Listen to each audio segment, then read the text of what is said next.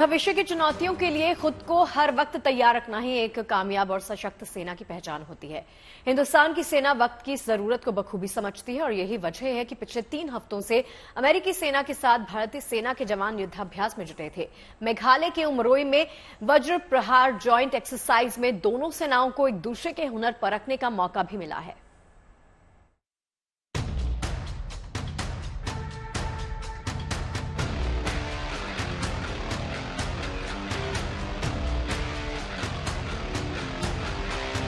आसमान में हिंद के वायु वीरों का दम और जमीन पर दुश्मनों को परास्त करने का पराक्रम।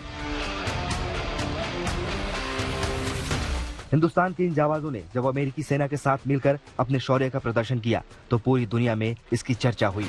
21 नवंबर से मेघालय के उमरोई में चल रहे वज्र प्रहार युद्धाभ्यास का कल समापन हो गया। 21 दिनों के इस ज्वाइंट एक्सरसाइज में जमीन से लेकर आसमान तक दुश्मनों को परास्त करने की तकनीक और रणनीति का अभ्यास किया गया। भारत और अमेरिका के बेहतरीन सैन्य तालमेल की मिसाल बन चुके वज्र प्रहार युद्धाभ्यास का ये 14वां संस्करण था। इस एक्सरसाइज में अमेरिका के फर्स्ट स्पेशल फोर्स ग्रुप के जवानों ने भारतीय सेना के ईस्टर्न कमांड के स्पेशल फोर्स के साथ पसीना बहाया। अगर दुश्मन घने जंगलों से कोई साजिश रचता है तो उस साजिश को नाकाम करने का हुनर ये हिंद के जवान जानते हैं। ये बड़ी खामोशी से जंगल के रास्ते दुश्मनों के करीब पहुंच जाते हैं। इनकी आधुनिक राइफल्स का निशाना कभी नहीं चूकता। वज्र प्रहार युद्धाभ्यास का एक अहम हिस्सा एयरबोर्न मिशन भी होते हैं। इसके तहत वायुसेना के बड़े विमान भारी हथियारों और दूसरे सामानों को बिल्कुल सटीक जगह उतारने का अभ्यास करते हैं। ये काम बेहद मुश्किल भरा है और इसे बहुत बारीकी से अंजाम दिया जाता है। हथियारों को गिराने में अगर चंद भर देर हुई तो ये हथियार गलत जगह गिर सकते हैं। इसके साथ ही युद्ध के दौरान जवानों को हवाई मार्ग से जल्द पहुंचाने का अभ्यास भी किया गया।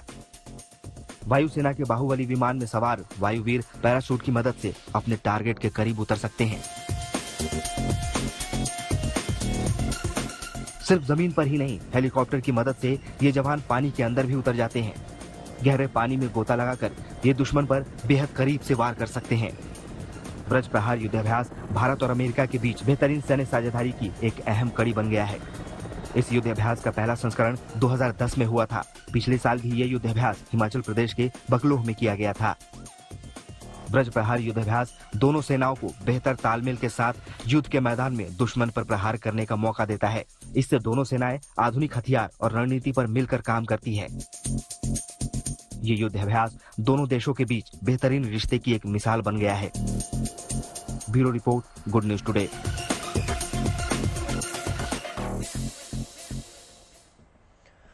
और अब चर्चा समंदर में भारत के दमखम की। मुंबई के गेटवे ऑफ इंडिया पे नौसेना सप्ताह मनाया जा रहा है। इस दौरान नौसेना के जवान बैंड की धुन पे परेड करते नजर आए। नौसेना परेड और नौसेना की आसमानी ताकत का प्रदर्शन यहां हुआ।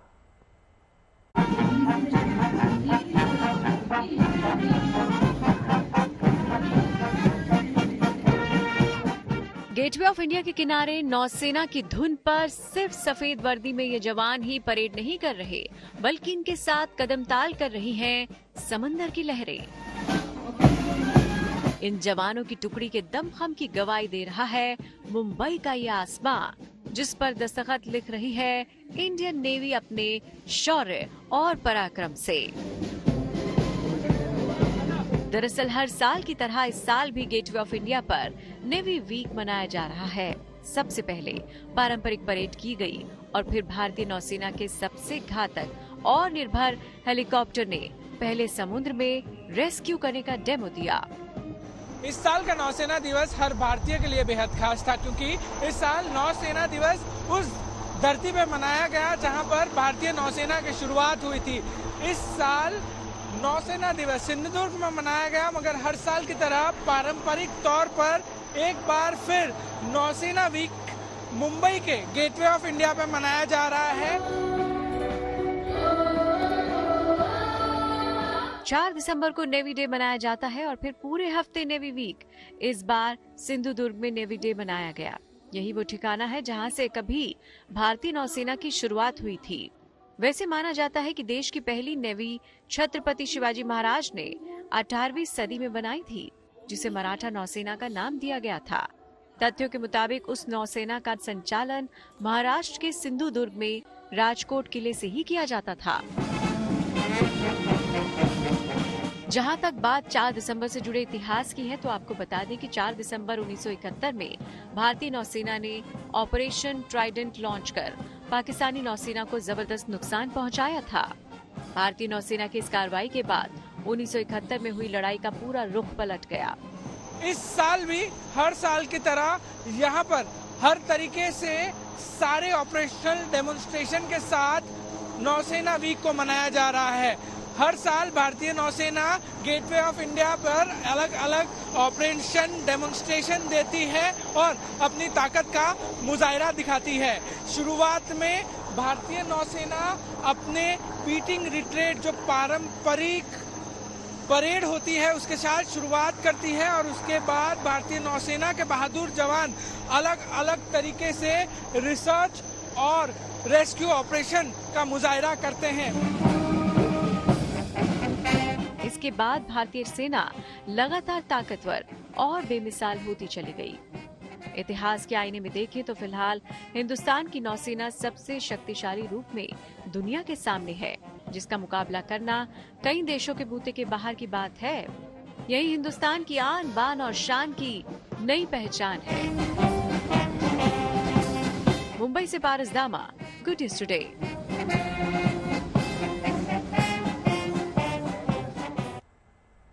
अब देखिए, पहाड़ों पर बर्फबारी का दौर शुरू हो चुका है। कश्मीर से लेकर उत्तराखंड तक बर्फ गिरने के साथ ही जबरदस्त ठंड भी पड़ने लग गई है। कश्मीर में पारा -3 डिग्री तो चमोली में -10 डिग्री तक दर्ज किया गया है।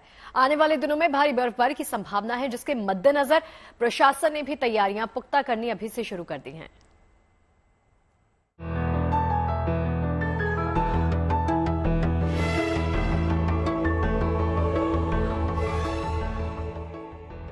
बर्फबारी से वादियां गुलजार, कश्मीर से उत्तराखंड तक बर्फ से ढकी पहाड़ियां, माइनस में पारे ने लगाया गोता। कुदरत ने इस खूबसूरती से धरती के स्वर्ग कहे जाने वाले जम्मू कश्मीर का बर्फीला श्रृंगार किया है कि वाकई ये जमीन जन्नत सी लग रही है। पहाड़ों से गिरता पानी जमने लगा है, पानी की बूंदें बर्फ में तब्दील होती जा रही हैं। हर तरफ बर्फ की मोटी चादर बिछने लगी है।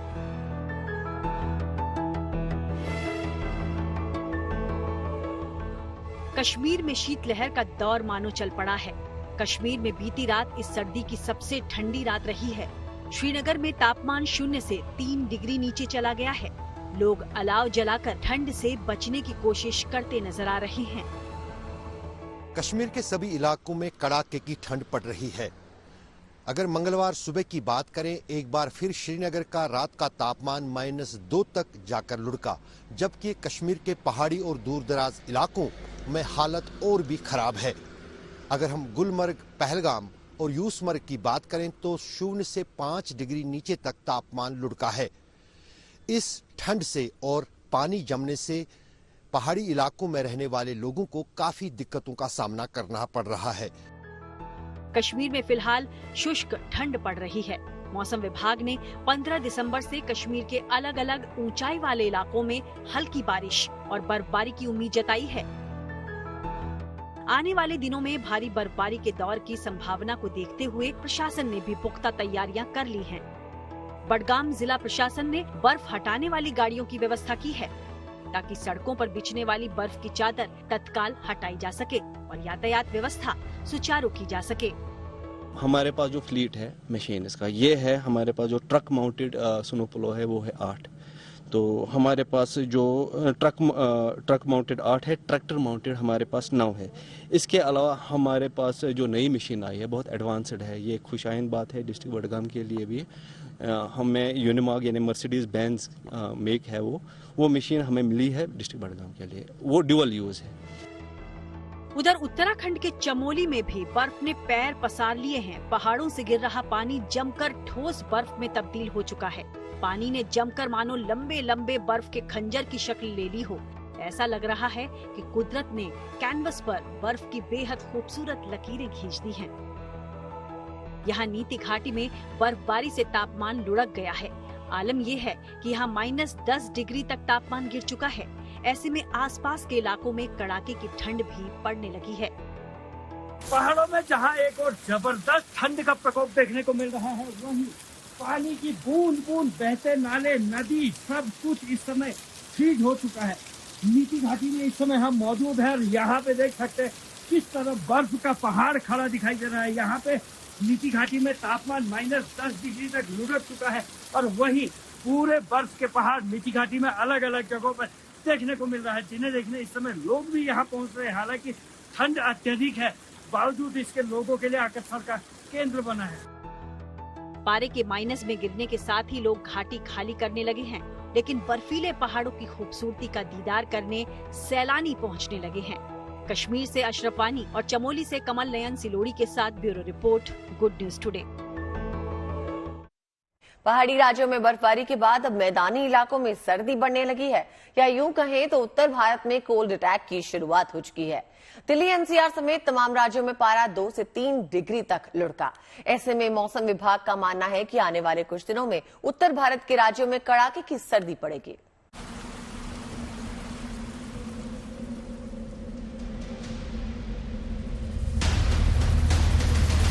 बर्फबारी से वादियां गुलजार।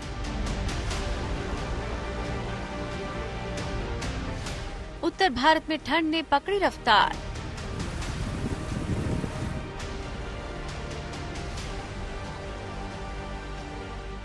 पहाड़ों पर माइनस में तापमान।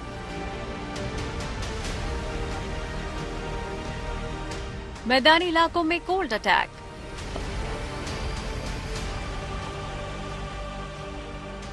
पहाड़ी इलाकों में हो रही बर्फबारी से अब मैदानी इलाकों में भी पारा लुढ़कने लगा है और उत्तर भारत के राज्यों में तापमान में 2 से 3 डिग्री तक गिरावट देखी गई है। मसलन राजस्थान, यूपी, हरियाणा समेत कई राज्यों में अब ठंड ने अपना असर दिखाना शुरू कर दिया है। राजधानी दिल्ली का भी हाल कुछ ऐसा ही है। यहाँ भी अब कड़ाके की सर्दी ने दस्तक दे दी है। मौसम विभाग का मानना है कि पहाड़ी राज्यों में बर्फबारी के बाद चलने वाली हवाओं से दिल्ली एनसीआर के तापमान में और भी गिरावट दर्ज की जाएगी, यानी कि दिल्ली पर अब कोल्ड अटैक का खतरा और भी बढ़ने वाला है। मौसम विभाग का कहना है कि पहाड़ों में पड़ रही बर्फ के कारण मैदानी इलाकों में तेज हवाएं चलेंगी और तापमान में भी गिरावट आएगी। राजधानी दिल्ली में तेज हवाएं इस समय भी चल रही है और तापमान में गिरावट की उम्मीद आने वाले दिनों में और जताई जा रही है। चंडीगढ़ में भी मौसम का मिजाज अब बदला बदला सा नजर आ रहा है। यहाँ भी सुबह शाम तापमान में भारी गिरावट दर्ज की जा रही है, जबकि हिसार में करीब 5 डिग्री तक पारा लुढ़क गया और राजस्थान में भी तापमान में लगातार गिरावट दर्ज की जा रही है। ऑलमोस्ट हर जगह ही जो हमारा पूरा बेल्ट है उसमें हमारा 2 डिग्री के आसपास नॉर्मल से कम ही है टेम्परेचर। पर जो ज़्यादा टेम्परेचर्स कम थोड़े हैं वो हमारे जो southern parts of Haryana, southern parts of Punjab है, उसमें हमारा थोड़ा टेम्परेचर्स हमारे जैसे 5 या 6 के आसपास डिग्री के आसपास टेम्परेचर है, वहाँ पे आए हुए हैं। बाकी जगह हमारे 7, 8, 9 डिग्री इस हिसाब से टेम्परेचर चल रहे हैं मैक्सिमम मिनिमम टेम्परेचर। पर जो हमारे 6 डिग्री के आसपास टेम्परेचर है, जो सदर्न हरियाणा का बेल्ट हो गया और सदर्न पंजाब का और वेस्टर्न पंजाब का जो बेल्ट हो गया वहाँ पे चल रहे हैं। इसके साथ ही उत्तराखंड, हिमाचल प्रदेश और जम्मू कश्मीर में बर्फबारी के बाद कई इलाकों में अब तापमान -, डिग्री में पहुंच गया है। आलम यह है कि इन जगहों पर रूह को कंपाने वाली ठंड पड़ने लगी है। जाहिर है पहाड़ों पर बर्फबारी से उत्तर भारत के राज्यों में ठंड का असर और भी बढ़ेगा, लिहाजा कड़ाके की सर्दी से बचाव के लिए मैदानी इलाकों में तैयारियां भी शुरू कर दी गई हैं। दिल्ली से अनामिका गौर, चंडीगढ़ से ललित शर्मा के साथ चमोली से कमल नयन सिलोरी के साथ bureau report, good news today.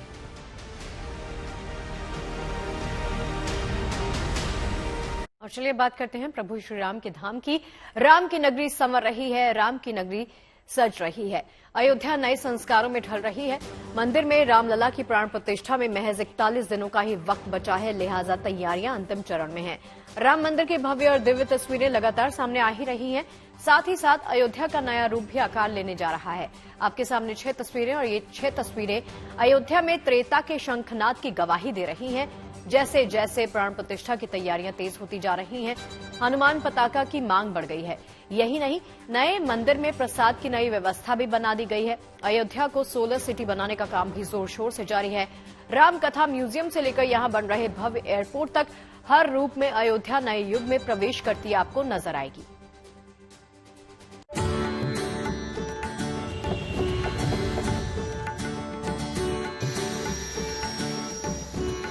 Awadhpuri सज रही है क्योंकि प्रभु श्री राम आने वाले हैं। बाल रूप में रामलला अपने भव्य मंदिर में विराजने वाले हैं। यही वजह है कि अयोध्या को नया रूप दिया जा रहा है। 22 जनवरी को प्राण प्रतिष्ठा कार्यक्रम की तैयारियां जोर शोर से चल रही हैं। मंदिर निर्माण समिति हर कार्यक्रम को इस तरह से तैयार कर रहा है ताकि किसी को कोई दिक्कत ना हो। 22 जनवरी को प्रधानमंत्री नरेंद्र मोदी प्राण प्रतिष्ठा कार्यक्रम में शिरकत करेंगे। हालांकि भक्तों को भी अगले दिन यानी 23 जनवरी से रामलला के दर्शन मंदिर में मिलने शुरू हो जाएंगे। भक्तों की भीड़ को देखते हुए अयोध्या के बाजार भी सजने लगे हैं। अयोध्या में इन दिनों धर्म ध्वजा की डिमांड बढ़ गई है। इसमें भी सबसे ज्यादा हनुमान जी के चित्र वाली ध्वजा खासी डिमांड में है। राम मंदिर के बनने से पहले लोगों की यात्रा अयोध्या में हनुमान गढ़ी तक होती रही है। अब राम मंदिर तक आने की तैयारी में लोग हैं। यही वजह है कि ध्वजा की मांग बढ़ रही है। अयोध्या से इसलिए ले जाते हैं कि अयोध्या राजा रामचंद्र जी की नगरी में आए हैं दर्शन करने के लिए, तो यहाँ से कोई निशानी जरूर ले चलें कि जो अपने घर पर लगा दिया जाए। और घर पर लगाने से ये होता है कि अगर 4 आदमी अगर मुहारे के हैं या मोहल्ले के हैं या गांव के हैं या कस्बे के हैं तो वो देखते हैं तो पूछते हैं कहाँ से आपने लेकर आए, तो ये यही बता रहे हैं कि हम अयोध्या से लेकर आए थे। सिर्फ धर्म ध्वजा ही नहीं बल्कि राम मंदिर का मॉडल भी जब से सामने आया है तब से सुर्खियों में है। राम मंदिर के मॉडल को लेकर भी लोगों में खासा क्रेज है। यही वजह है कि बाजार में हर साइज के राम मंदिर मॉडल उपलब्ध है, जिसे लोग अपने साथ ले जाना चाहते हैं, अपने घरों में रखना चाहते हैं। अयोध्या का राम मंदिर है। बहुत लोग जैसे दूर से आते हैं, बार बार नहीं आ पाते हैं, तो एक बार राम मंदिर ले जाएंगे, उसका दर्शन रोज करेंगे, रोज उसकी पूजा करेंगे, इसलिए ले जाते हैं यहाँ पे राम मंदिर। राम मंदिर के निर्माण के साथ ही अयोध्या का कायाकल्प होना है। एयरपोर्ट भी इस महीने के अंत तक चालू होने की बात कही जा रही है। ऐसे में नई अयोध्या में राम भक्तों के लिए सौगातों का पिटारा खुलने का सिलसिला शुरू होने जा रहा है। जैसे Banveer Singh, good news today.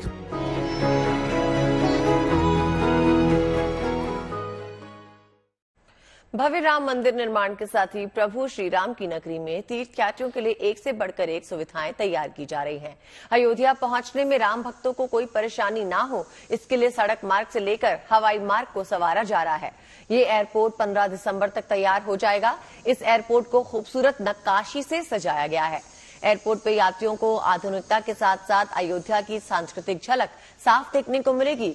Airport की बनावट और डिजाइन मंदिर की तरह है। ये वर्ल्ड क्लास एयरपोर्ट आधुनिक तकनीक से लैस है। करीब 250 करोड़ की लागत से बन रहे इस एयरपोर्ट पे 97% काम पूरा भी हो चुका है और अब एयरपोर्ट पे फिनिशिंग काम इन दिनों पूरी रफ्तार से चल रहा है। फिनिशिंग का ये काम भी चंद दिनों में पूरा होने की उम्मीद जताई जा रही है।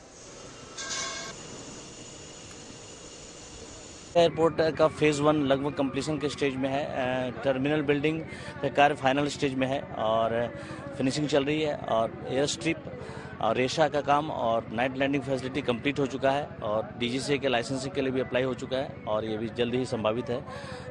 बिल्कुल फाइनल स्टेज में कभी भी इसका इनॉग्रेशन किया जा सकता है और उड़ान संभावित है हमारा। रामनगरी के बाद रुक करते हैं महाकाल की नगरी उज्जैन का, जहां महाकाल के एक भक्त ने मंदिर में चांदी का मुकुट चढ़ाया है। महाकाल के मस्तक पर शोभित इस मुकुट में चंद्रमा भी विराजमान है। इससे पहले सुबह के वक्त प्रतिदिन की तरह मंदिर में बाबा महाकाल का भव्य अभिषेक हुआ। भगवान महाकाल से राज्य समेत देश भर में खुशहाली की कामना की गई। सबसे पहले बाबा महाकाल का पंचामृत से स्नान करवाया गया, फिर दूध से अभिषेक किया गया। श्रृंगार के बाद भगवान की भव्य आरती हुई। भस्म आरती का नजारा बेहद मनमोहक दिखा। बड़ी संख्या में भक्त आरती के दौरान मंदिर परिसर में ही मौजूद रहे।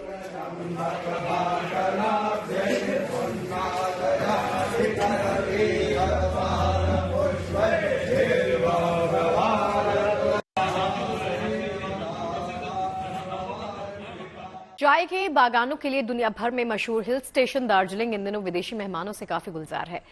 Padmaja Naidu Himalayan zoological park में साइबेरिया के मेहमान आए हैं। बढ़ती ठंड की वजह से दार्जिलिंग में साइबेरिया के बाघ लारा और अकामस को भेजा गया है, लिहाजा पार्क प्रशासन की ओर से इनकी देखरेख में कोई कोर कसर छोड़ी नहीं जा रही है।